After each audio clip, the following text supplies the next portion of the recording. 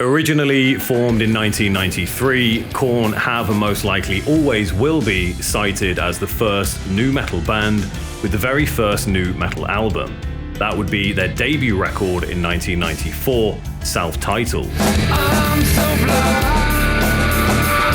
The record was a commercial success and also helped to launch the career of one Ross Robison, an American record producer that is often nicknamed the godfather of nu metal. Robison went on to work with the likes of Slipknot, Deftones, Sepultura and Limp Bizkit amongst others. If not for Korn though, we may never have even heard of him. Korn wasn't exactly ground zero for what we now know as nu metal. Maybe from a commercial standpoint of course, but it does go much deeper than that. And in this video, we're going to explore the true roots of nu metal. Break your fucking face tonight! Give me some break! And everything I know, if I kneel down and clear this town and this break!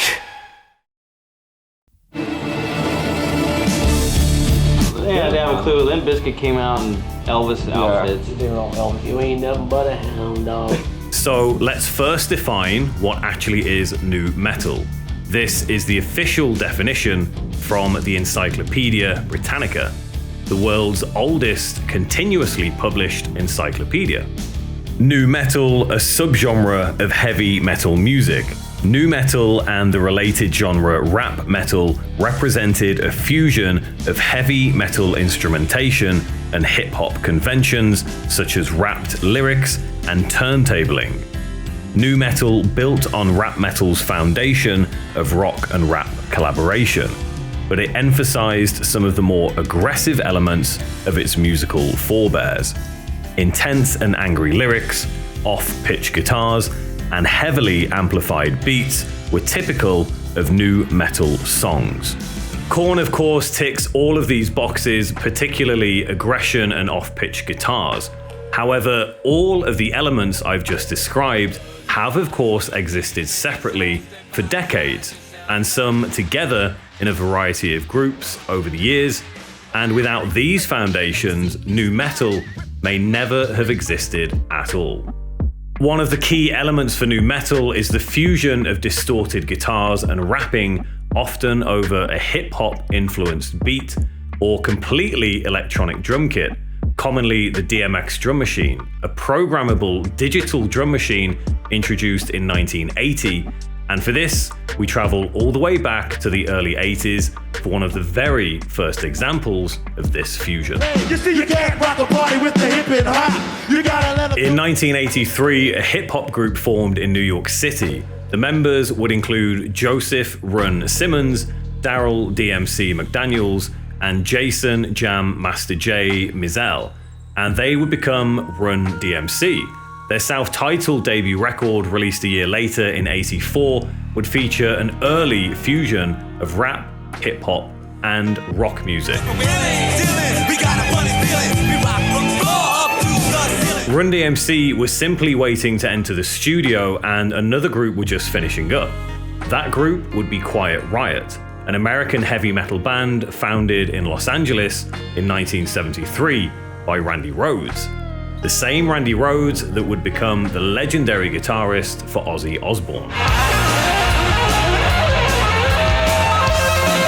Run DMC heard the loud guitars of Quiet Riot and wanted to try and recreate some of that sound for their upcoming debut album. They invited a session musician to come into the studio. That man was Eddie Martinez, and it's his guitar you can hear throughout Run DMC's song Rockbox, released April 16th, 1984.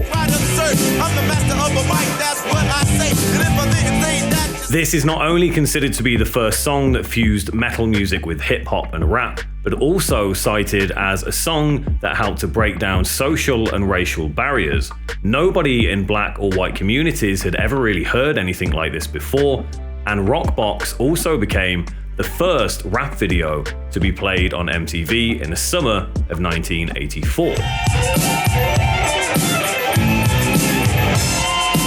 This album also featured the now iconic song It's Like That, and even when you consider what was being played back then, Rockbox was actually somewhat of a genre-defining song in of itself, much like nu metal came to be years later. Some of the top 20 MTV videos being played that year included Van Halen Jump, Kenny Loggins' Footloose, The Cars' Drive, and Cyndi Lauper, Time After Time. So if this small coincidence had never taken place and Run DMC hadn't been inspired by the heavy metal sound of Quiet Riot and took that risk to combine these two genres, the entire rap, rock and metal fusion that came about shortly after may never have even developed at all. And of course, this led to probably one of the most famous rap-rock collaborations of all time, Run DMC and Aerosmith. Walk This Way was originally released by Aerosmith as a single on August 28, 1975. It was taken from their second studio album, Toys in the Attic. And the remix collaboration with Run DMC would be released on July 4th, 1986. And this version was a huge commercial success. It landed top 10 spots on single charts all across Europe, although this version almost didn't happen. When we heard about this rap thing, we were aware of it. I saw it as just another form of blues, just moving along to another step, another generation. It's another basic street corner kind of music. It's very heartfelt from how people experience life, which is what blues is all about. It seems like a very natural progression to me, except it didn't have enough guitar on it, and I heard Run DMC. My son was playing it and they were singing about Adidas sneakers, which wasn't very rock and roll to me. But who cares? We get this phone call and we just read in Rolling Stone magazine where Rick Rubin said Walk This Way was proto-rap. And of course, we took that as a compliment. And he asked if we wanted to play on a song they were sampling, bits and pieces of Walk This Way. The guys in Run DMC weren't too keen on it. They had just discovered this thing that started to become big. They had done something brand new and were like, why would we want to bring these old guys in here? 1986 also saw Run DMC release another track that fused hip-hop beats with rap and distorted guitars on their third studio album, Raising Hell. This early fusion helped to lay the foundations for the next evolution of rock and rap music.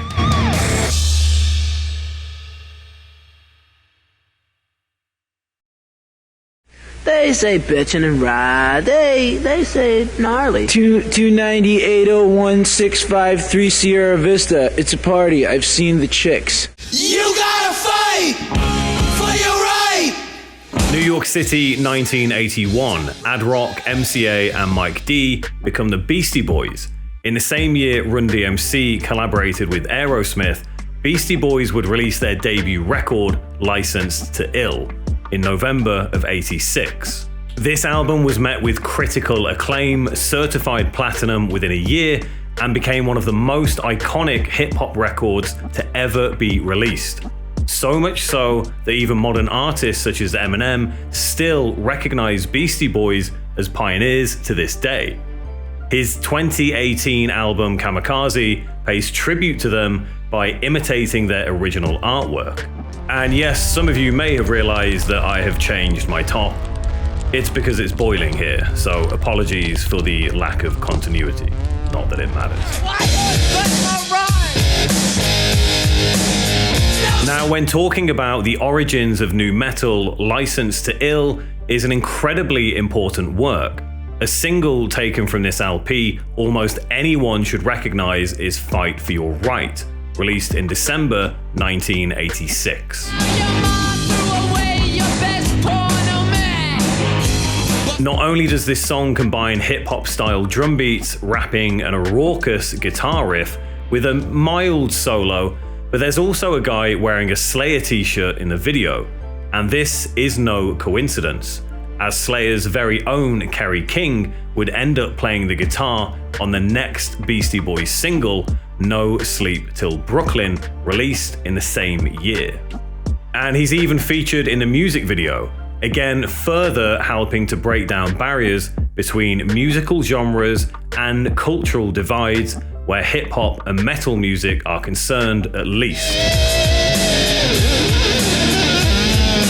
There's one connection between some of these songs that often goes amiss, and that's the producer behind them, Rick Rubin. Not only did Rubin work on Beastie Boys' debut record that featured Kerry King, he also produced a track called Rock Hard, which heavily samples AC/DC's Back in Black. Another great example of hip-hop meeting rock and distorted guitars long before nu metal ever came along. Rick Rubin also produced Run DMC's third studio album, Raising Hell, that featured the reworked version of Aerosmith's Walk This Way. It was Rick's idea that the two groups should work together on the track in the first place. And funnily enough, Rick Rubin also went on to work with Slayer, Slipknot, and even System of a Down, amongst many others. Now, just the following year, in 1987, a thrash metal band recorded what is widely considered to be the first ever rap metal song. I'm the Man by Anthrax was released as an EP in December of '87. This is one of, if not the first example of a metal band sampling hip-hop as opposed to the other way around. I'm the Man features samples taken from Run DMC and Beastie Boys, with the vocals clearly being in the style of both of these artists, layered over a heavy metal riff. The riff itself is said to be a take on a Jewish folk song. Who knew Jewish folk music played a part in the path to nu metal? This EP even hit the US Billboard 200 chart at number 53, again helping to push this new genre crossover into the public spotlight. Anthrax, of course, became part of the legendary Big Four of thrash metal that also included Metallica, Slayer, and Megadeth. But of course, the vast majority of people will know Anthrax for their collaboration with Public Enemy. Public Enemy, another hip-hop group that formed in the 80s, became another integral part of the hip-hop metal genre fusion. Bring the Noise was originally recorded as purely a hip-hop song by Public Enemy and released on their 1988 album, It Takes a Nation of Millions to Hold Us Back. Bring the noise! Anthrax decided to record their own version, resulting in the groups not only collaborating, but also embarking on a tour together. A hip-hop band touring with a thrash metal band was absolutely unheard of, and is arguably one of the most important tours to ever take place in music history, and often goes unnoticed. At the end of every show, both groups would join together on stage to perform. This not only represented musical barriers being broken, but once again, social, cultural, and racial barriers were all challenged.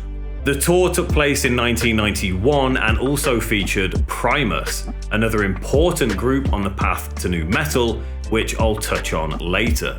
However, we're not quite done with hip-hop just yet. There are two more examples of rock and metal fusing with hip-hop and rap that would take place in the 80s.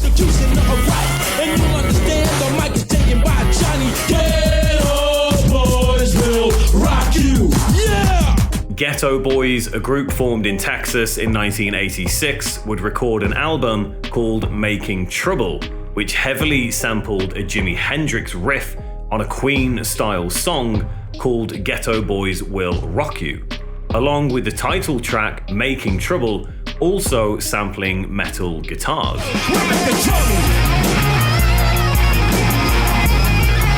And finally, we have Sir Mix-a-Lot and Metal Church releasing a cover of Black Sabbath's Iron Man in 1988, which honestly is a seriously cool song.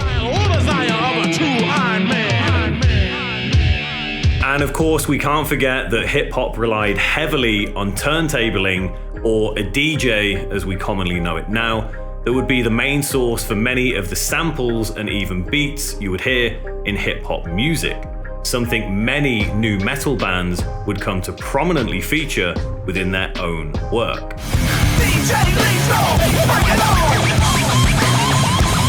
All of these songs and artists were absolutely crucial during the 1980s for the evolution of early styles of rock, hip-hop, and rap metal fusions. However, they were all missing a critical element that would help to give nu metal its dark and aggressive sound. What was the motivation behind the band? To be the hardest, the most extreme? Originally, yeah, to be the most extreme. We already had aggressive elements in music, most obviously heavy metal, distorted, down-tuned guitars, creepy sound effects, and of course, the guttural screaming of singers such as Slayer's Tom Araya, falsetto shrieks from King Diamond of Merciful Fate, and the raspy growls of the likes of Dave Mustaine and James Hetfield. Metal music in general, though, showcased a much wider collection of singers and musicians, all developing their own unique sounds and styles when it came to vocals and instrumentation. A great example of this is Faith No More. In 1989, Faith No More would release their third studio album, The Real Thing, and although it's generally categorized as alternative or funk metal and alternative rock, you could quite easily argue that it had many elements of rock and rap metal. We saw some huge singles from this record, including Epic and From Out of Nowhere. Tracks worth mentioning here are Surprise You're Dead and The Morning After.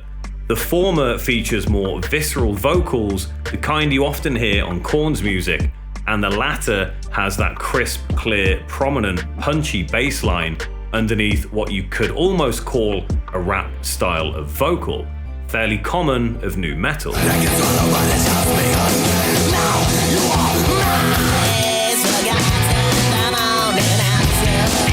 And honestly, this record overall really isn't that far from being nu metal. All you'd really need is some slightly off-pitch guitar notes here and there, and for the vocals to be a bit less upbeat, and we're pretty close.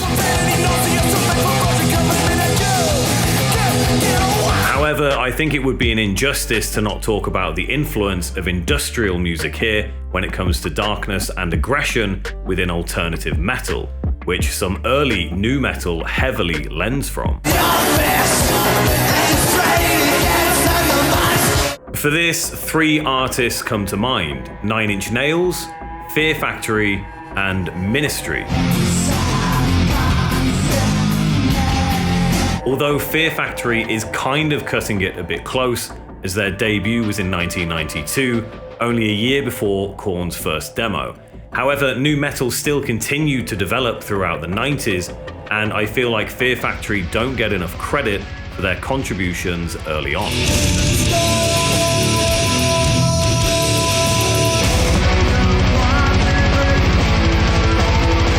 Fear Factory formed in 1989, and although they were never really classed as nu metal or even really included in that scene at all, if you listen to their first album, you can quite clearly hear that something sounds very proto-nu metal behind it. Industrial artists such as 9 Inch Nails and Ministry, though, would be some of the first to combine many of the elements that we've already discussed.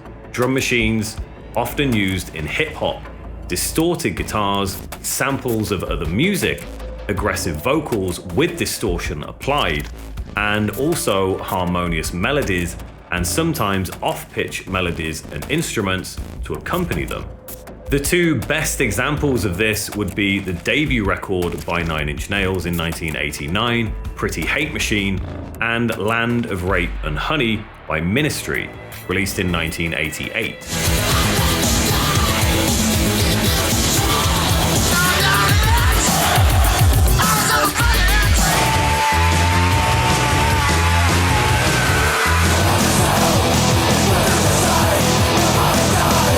And although not actually an industrial band, Helmet from New York City, formed in '89, released an experimental noise / alt metal LP called Strap It On in 1990, which you could argue has some hints of new metal.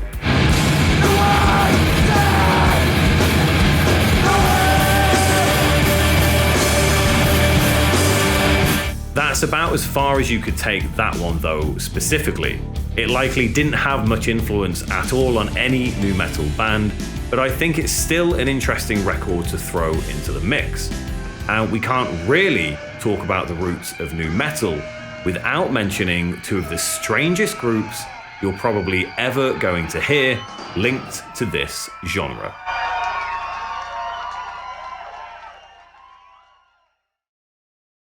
I went to high school with Kirk Hammett from Metallica. That is my claim to fame. That's the only thing that is making this band popular at all. In 1984, an experimental rock band formed in California, and they would become one of the most unique groups to come onto the alternative scene. That group would be called Primus. Their debut record, Frizzle Fry, released on February the 7th, 1990, is somewhat of an iconic underground album.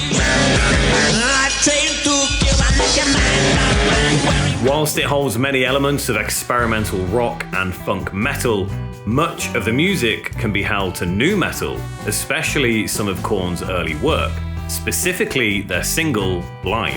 You don't know the chances. I'm so blind.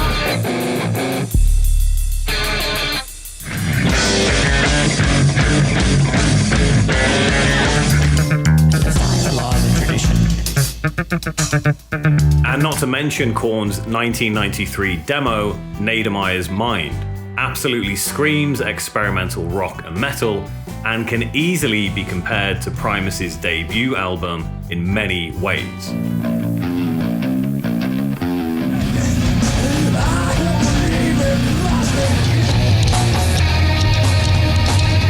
And then we also have Pork Soda, the third studio record by Primus, released on April the 20th, 1993, a full 6 months before Korn's demo tape.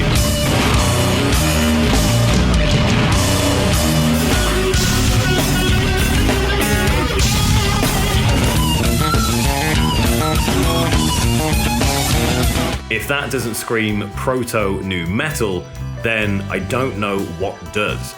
Not to mention some extremely eerie similarities between the Primus song Welcome to This World, released in '93, and Korn's 1998 song Freak on a Leash.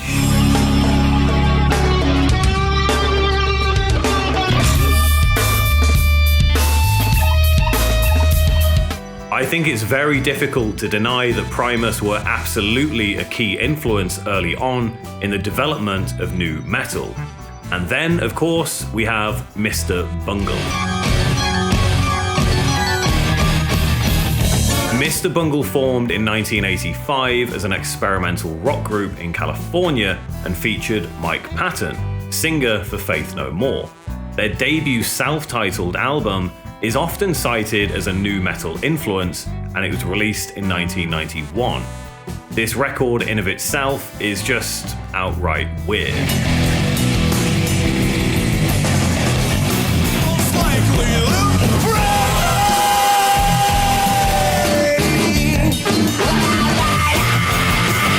Everything from the music to the song titles come across as very experimental, and sonically you can hear absolutely some proto-nu metal elements taking shape. Not only this, but they were known to wear blue jumpsuits and even strange masks. Fast forward a few years and the exact same thing can be said about this band, although in red. And many people believe Slipknot simply copied this directly from Mr. Bungle. And many years later, you can even see Mike Patton donning this hairstyle, which, as many of you will know, looks eerily similar to Corey Taylor's mask from the 90s. Mike Patton's way of saying, hey, I'm copying you now. Maybe. And you can even run the same similarity with Korn.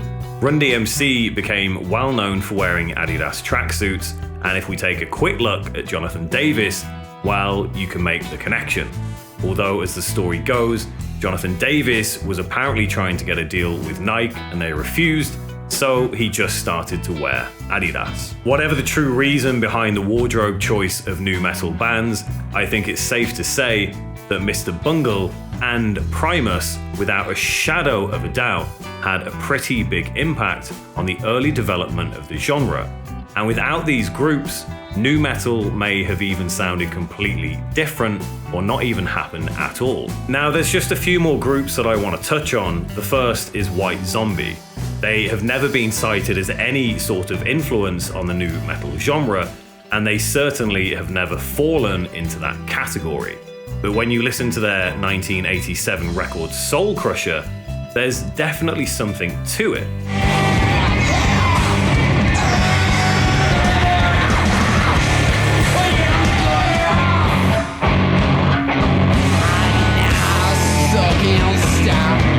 White Zombie were always seen as a more of an experimental group crossed with groove metal and industrial metal, starting out as a noise rock band in 1985.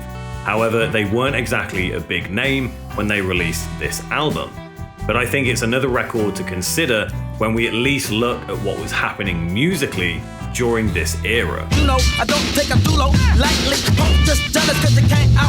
Cypress Hill, a hip-hop group formed back in 1988, were in fact a direct influence on Korn and some other nu metal groups. Korn have even said they were trying to recreate the same style of beats on their first album. Cypress Hill's debut album hit the shelves on August 13th, 1991, yet most people will be familiar with their second studio record, released in '93, that featured this now classic hip-hop anthem. And there's just one more band that I think is incredibly important to credit when we're discussing the origins or influences of nu metal, a group that often gets overlooked time and time again: Body Count. Body Count was put together by American rapper Ice-T back in 1990, and their debut record landed on March 30th, 92. And it is one of the first all-out rap metal albums ever released. Body counts in the house. Body. The world's insane while you drink shit.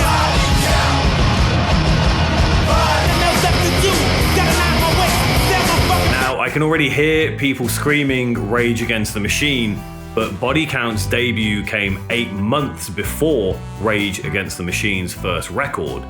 Body Count's album debuted at number 32 on the Billboard 200 chart, whereas Rage Against the Machine's debut took some time to actually gather any traction at all. Body Count also had their first album certified gold for sales in excess of 500,000 copies on August 4th, 1992 by the Recording Industry Association of America, or RIAA. So you could easily argue a case for Body Count having a much bigger initial impact on rap metal and nu metal before anyone else, including Rage Against the Machine. But I'll leave you guys to fight that one out in the comments section. I think it's safe to say that if artists such as Run DMC, Beastie Boys, Aerosmith, Anthrax, and Sir Mix-a-Lot with Metal Church didn't take these early risks to completely rip down any genre, societal, and culturally dividing barriers, then I honestly don't think we would have ever seen the development of rock or rap metal in the first place. Well, you could argue the case for Red Hot Chili Peppers, but that, of course, is an entirely different story. Sure, it may have happened in other ways at a different time with different artists, but would it have been as groundbreaking or even as popular as it turned out to be? I guess we'll never know. This was Rockbox, the true roots of nu metal. Thanks for watching.